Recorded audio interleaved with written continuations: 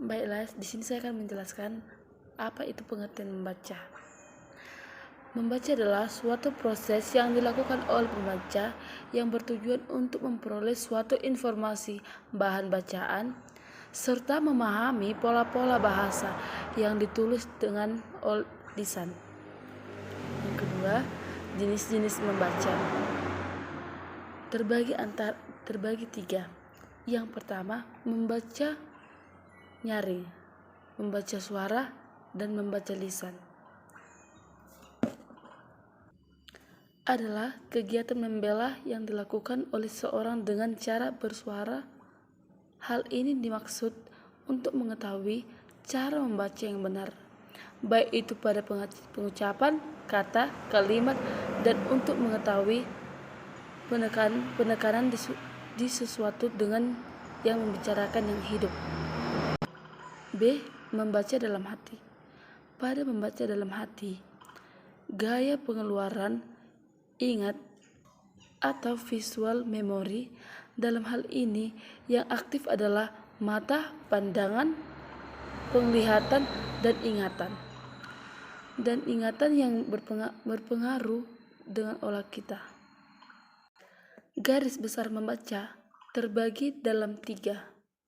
Yang pertama, membaca efektif. Membaca efektif berarti membaca secara meliputi membaca subversi, membaca dangkal,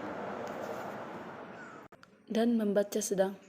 Yang kedua, membaca inspektif, membaca dengan penuh penghayatan untuk menyerap apa yang dilakukan kita kuasai, yang terdiri dari A. Membaca telat isi, B. Membaca telat berbahasa, C. Tak membaca. Proses pembelajaran membaca secara besar harus terdiri atas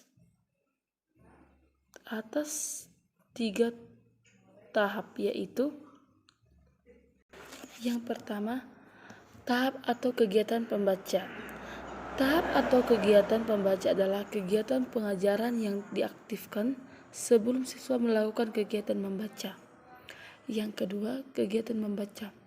Di suatu kegiatan perbacaan, maka selanjutnya dilakukan kerja inti pembaca.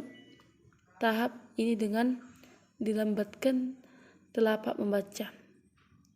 Yang ketiga, kegiatan pembacaan. Kegiatan pasca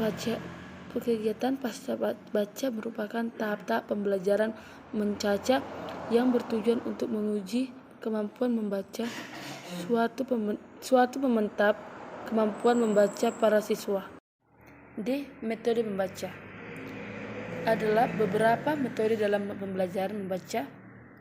Ada 4 sebagai berikut. A. Metode turnamen. B. Metode jigsaw membaca. C. Metode Schoff reading.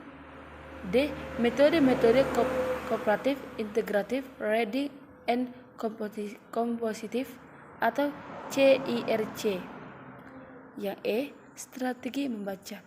Strategi membaca langsung di mana memperoleh proses belajar siswa secara langsung. Strategi SQR di mana untuk membentuk kebiasaan siswa berkomunikasi dalam membaca cepat. Strategi membaca tanya jawab di mana siswa bisa mengambil kesimpulan dari proses belajar. Yang terakhir, F. Pendekatan membaca. A. Pendekatan komunikatif. B. Pendekatan integratif. C. Pendekatan cara belajar siswa aktif. D. Pendekatan world language. Baiklah, sekian pemaparan dari saya tentang pembelajaran dan pengertian membaca. Terima kasih. Jika ada kesalahan, mohon dimaafkan.